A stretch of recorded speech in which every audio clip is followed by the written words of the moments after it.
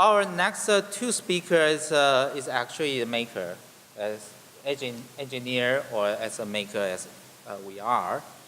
Arnie is one of my friends.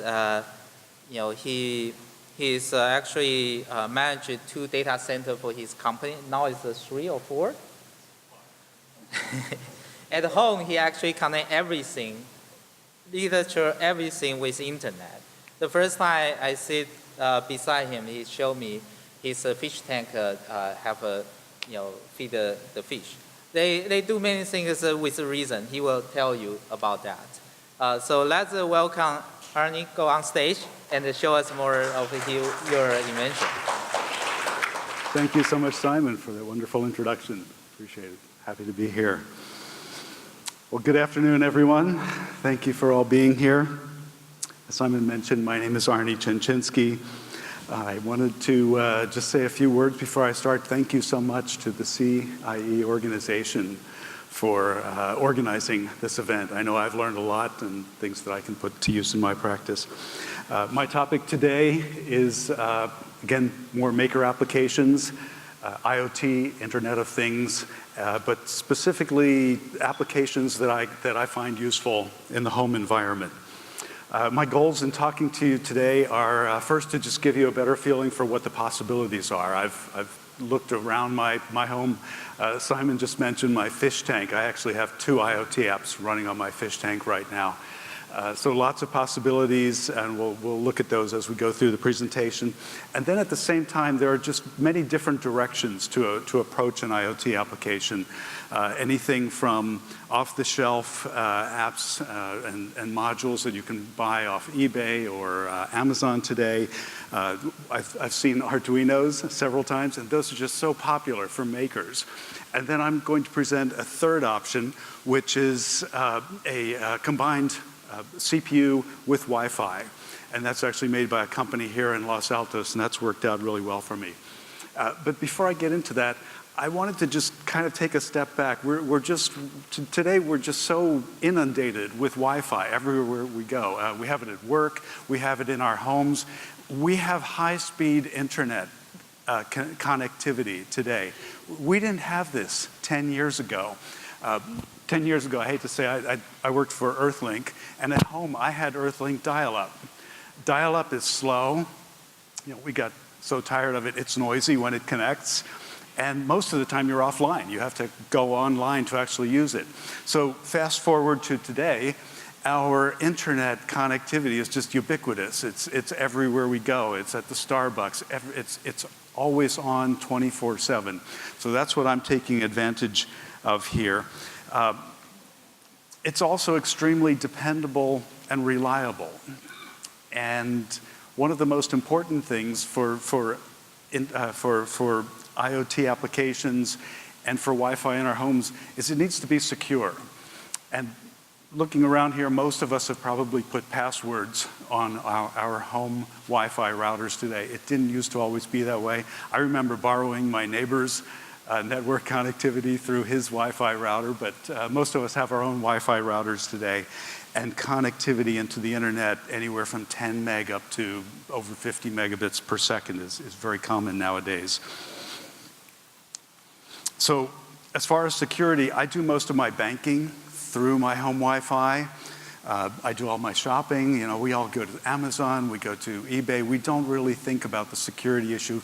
It's pretty much secure enough for us today. When I walk into my home today, my cell phone, actually most of our cell phones probably connect to our home Wi-Fi if we have it set to do that. When I open my laptop on the kitchen table at home, it instantly connects to my Wi-Fi. I like things that do that. They're automatic. I don't have to go through a bunch of screens to get something turned on. My wife and I just bought a new Samsung television. It does high-speed streaming. It automatically connects to the Wi-Fi. We stream videos from Netflix, from Amazon. These are just very standard applications that we're used to today. But beyond those three, cell phones, laptops, televisions, things start to get a little bit spotty. I think somebody mentioned the Nest Wi-Fi thermostat earlier. I have a radio thermostat I bought at Home Depot. They just have them on the shelf. There's also video cameras. I have Foscam cameras at home, security cameras that you can put around your house. The great thing about these, 10 years ago, I was running Cat6 cable all over the house. I haven't done that in a long time. That's really no fun, climbing up in the attic and everything. But it still seemed to me that, today everything in our home, all the electronic gadgets we have CPUs in them. They're not all connected yet. A very good example would be all the appliances we have in our homes today. My oven has a CPU, my dishwasher, the refrigerator. These come from large multinational companies. Very few of our kitchen appliances are connected to the internet, into the cloud today.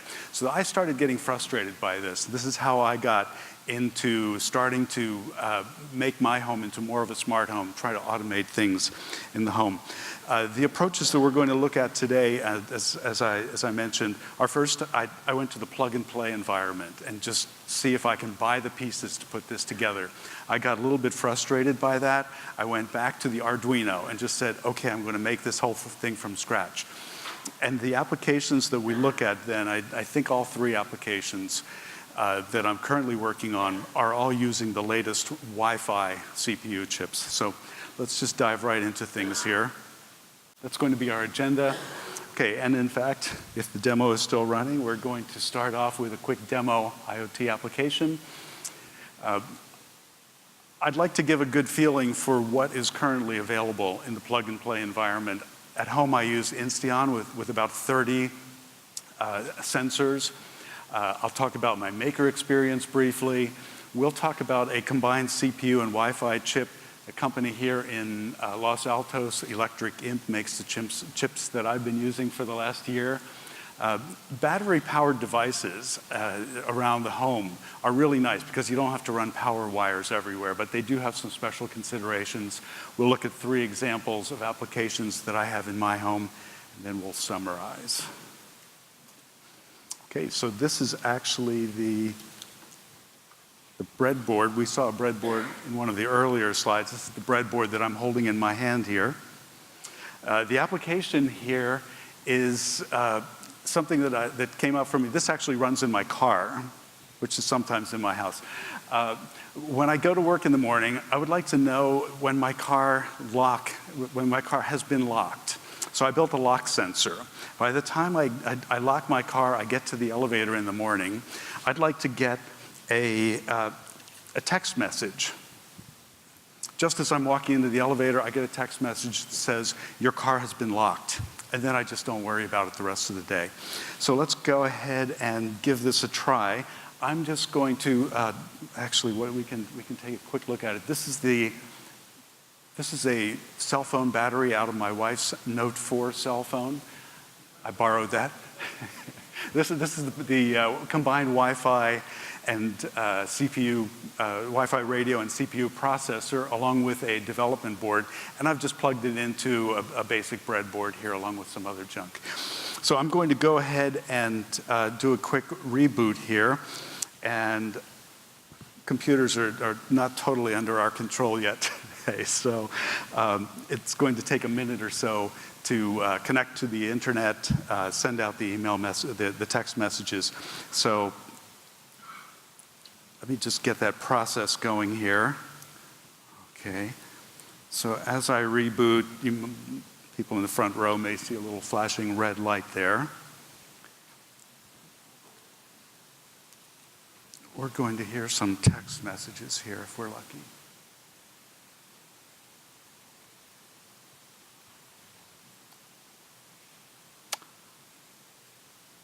I'm not hearing anything. Oh, and we just got a green light. Message. Battery good. 3.27 volts. New message. Restart success. V500 1.3 February 27, 2001. New message. Connected. New message. Next log update 11 a.m. Pacific. New message. Sorry Dave. pod bay door is now locked. New message. I am a HAL 9000 computer. New message. My-Fi turned off. Okay, well, that was interesting.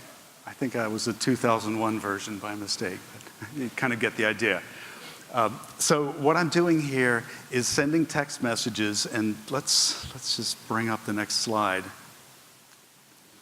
So this gives an idea of the entire data flow for the process here. I'm sending text messages through the internet, through the cloud. They come to my cell phone. What you just heard is a text-to-speech application. It's called drivesafe.ly. I highly recommend it. I run it on my phone continuously. Every text message that comes to my cell phone is just automatically spoken in a nice, friendly voice. So I use this for everything. If we take a quick look here, okay, so normally in my home, I would have an application running. It connects to the home router. I use Comcast cable for my connection up into the internet. This is a cloud agent application. So using Electric Imp, I can actually run a device application on the chip itself, and that connects and talks automatically to an application in the cloud. So I can write C code running in the cloud and on my device. So I've kind of got like 1 foot in each area. I can do everything that I need in the cloud. In this case, I'm just going to do an HTTP post of that text message to a company called Twilio.com.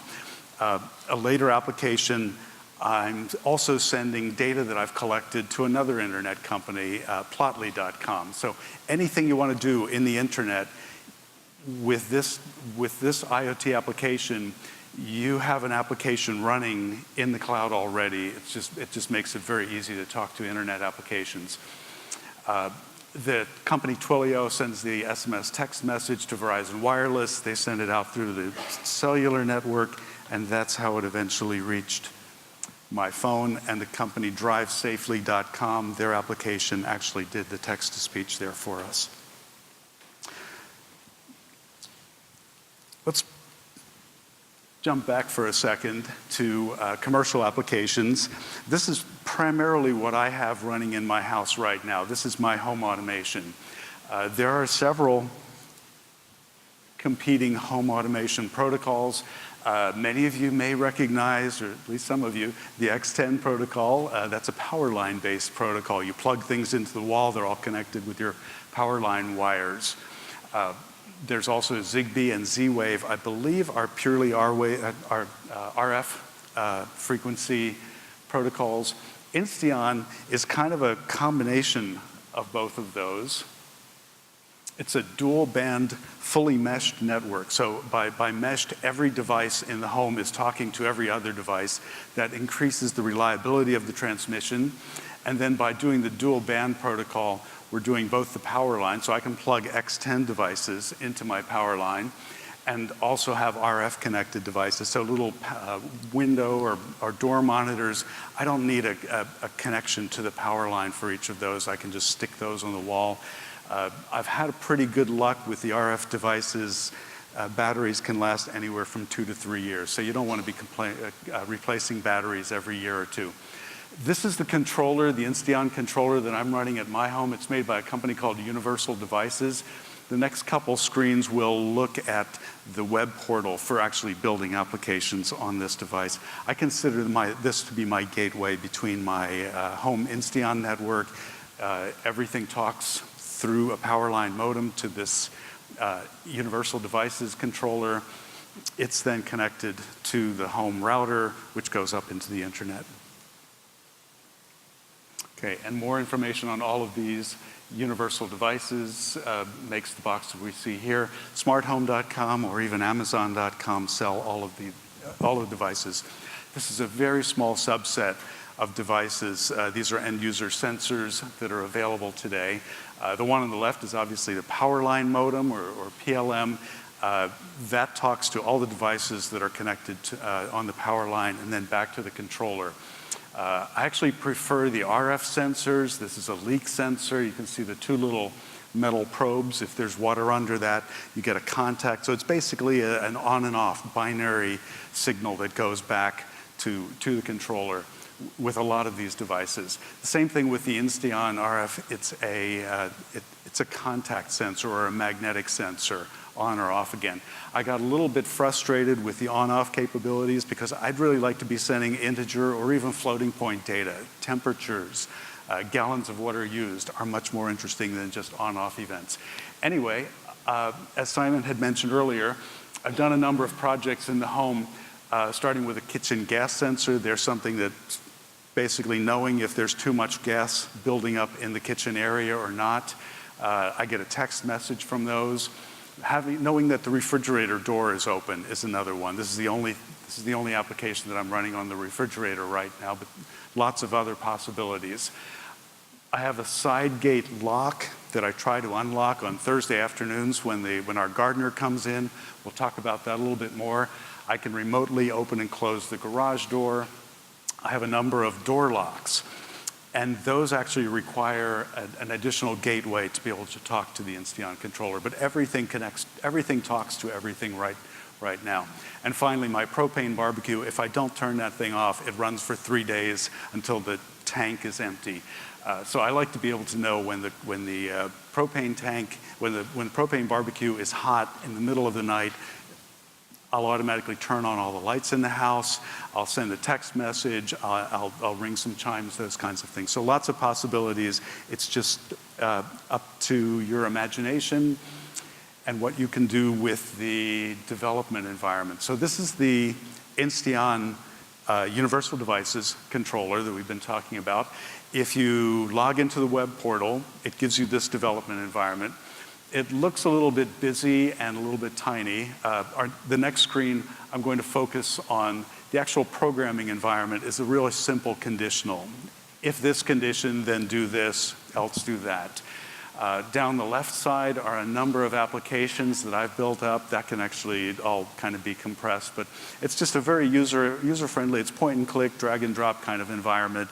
It's not real programming, but you do need to be able to understand conditionals and if statements. They made it very friendly down at the bottom here, especially to be able to integrate dates and times and day of week. Maybe I want to do something on Thursday afternoons. So just a very clean environment. I can even put comments into the environment, so I know that I did this application back in 2014, for example. Here we've zoomed in on just the if, then, else statement. This is an example where when my gardener shows up in the afternoon, on Thursday afternoon, he opens that side gate, I get a text message, he closes it, he brings the lawnmower in. I was getting 30 or 40 messages on a Thursday afternoon. I added this application to say, if it's Thursday afternoon between, it looks like around 12 and 5:30, if it's not during that time, and I need to read my own code here, and the side gate opens, so maybe in the middle of the night, I'm going to turn on a lamp. I'm turning on a couple lamps. I'm going to check if the front lights are on. If not, I'm going to turn them on. And normally I'll even send a text message or a email message notification. INSTEON makes it very easy to send both text messages and email notifications. But again, as I mentioned earlier, I got a little bit frustrated because I was not able to send floating point values. So I went back to the Arduino environment here. I picked up digital radios. This is a Wi-Fi radio. 802.15.4 is actually the MAC and PHY level for radio transmissions of the Zigbee protocol. So I kind of did my own protocol here. Lessons I've learned from that experience: number one, you don't want to be replacing batteries every week or 2 weeks. It just gets crazy running all over the house. Battery life of about 2 or 3 years would be ideal. To be able to achieve that, you have to keep the radio transmissions to a minimum. It's really, when you try to send something, the battery current can go up to 200, 300 milliamp, and that really reduces the life of the battery. So keeping the processor turned off and keeping radio transmissions down is really key to the battery life. I wanted to do better data transfer, structured data objects. We all remember VCR recorders back in the 90s even had flashing 12 o'clock, and unless you programmed them, they never knew what time it was. IoT devices today that are connected to the internet can get network time, and that's really critical. If we want computers to do things for us, they need to know what time we want things done. I want an email message every morning at 7 a.m., for example. I need something checked every hour. Knowing what time it is really critical. I talked a little bit about INSTEON being a mesh network. I've gone more towards just talking directly to the Wi-Fi router. I found that to be very reliable. Wi-Fi is a star network topology. Everybody's just talking to that central router and just straight up through Comcast up into the cloud. I'm talking to, in this case, the cloud application agents for Electric Imp. And one thing I've noticed for myself at least, that INSTEON controller that I showed at the beginning, that goes up into the cloud. It disappears. I no longer need a physical controller. So this is the chip that I just demoed. This is the chip that I've been using for about 1.5 years now. On the right side, I'm just comparing the size here to a regular SD card. This is the actual Electric Imp 001 Developer Edition chip. It looks just like an SD card. I think it even fits into an SD socket. I haven't tried it. On the back view here, I see made in China, developed in California. So this is some of the specs for this processor. Just kind of, yes, was there a question? Just kind of comparing this to the Arduino that we looked at earlier. Arduino is an 8-bit processor. It's running around 16 megahertz. This processor is about the size of an SD card, 32-bit ARM Cortex running 120 megahertz. 3.3 volts is really great, especially for running off of a lithium battery power source. Completely integrated Wi-Fi radio. There's no wires going off to another radio chip. The antenna is completely integrated inside that SD package. As I mentioned earlier, there's an agent application already running in the cloud. One of the most important things, again, is the real-time clock, the ability for the processor to wake up at a specific time and to know what time it is without me programming it. So I have an application that wakes up every morning at 7 o'clock. After it's done, it goes back into a deep sleep. It's running around 6 microamps. It can stay in deep sleep pretty much forever until the battery life ends. That's the deep sleep. I can also sleep for a duration, maybe wake up every hour. And then the online IDE, the development environment, is completely free. We'll take a look at that next. This is a typical package, kind of a starter package. This is available on Amazon today. I just checked last night. They are in stock for about $20. They went out of stock over Christmas. I think they were very popular. It is the SD chip, SD size chip that contains the CPU and Wi-Fi that we just looked at, and then a development board along with a programming guide. Here's an example of where these things are going. This is a joint development between Electric Imp and Murata, the Imp 003. To me, this looks like about the third of the size of a dime, maybe the size of a micro SD card. This is, 2 slides down, these things are just going to pretty much disappear. I'm going to need a magnifying glass to see that. Am I coming up on time? I'm a bit over, okay. Can I have 2 more minutes? Okay, let me just go directly to, this is a landscape water usage application that I have running at home. This is a water turbine with a Hall effect sensor. It generates a pulse stream. Again, here we're seeing, this is the processor that manages that pulse stream. It's just the development board with the Wi-Fi processor. I send this data off to Plotly, and I can continuously watch the water usage for our backyard sprinkler. Here you can see the backside of our home postal mailbox. We're at the end of a driveway. It's about 200 feet long. The Electric Imp processor is in a kind of a waterproof container back there. And it tells me when the mailman shows up. I now know he shows up at about 2 o'clock every afternoon. Something new I never knew before. And then this is the application that we started with. I've kind of packaged it up here a little bit better. I've actually had this in my car for about 6 months. It's a Verizon MiFi modem. In the background, you see the copper of a circuit board there. This is the front side of that circuit board. Again, the Samsung lithium battery. The the electric imp development card, and then underneath, hiding, completely disappeared in this case, is the electric imp processor. Okay, and that's it for me today. I went through off-the-shelf options, maker options using Arduino, or if you go to the latest Wi-Fi and IoT chips anyway. IoT development is always fun, and this is a great time for makers to give it all a try. Thank you very much. Arnie, thank Okay. you. And it's very short, the time to present this, but all this information will be available online. Yes. And Arnie will love to talk to you if you have questions, talk to outside. So let's present a small token to thank Okay, Arnie. very nice. Thank you very much.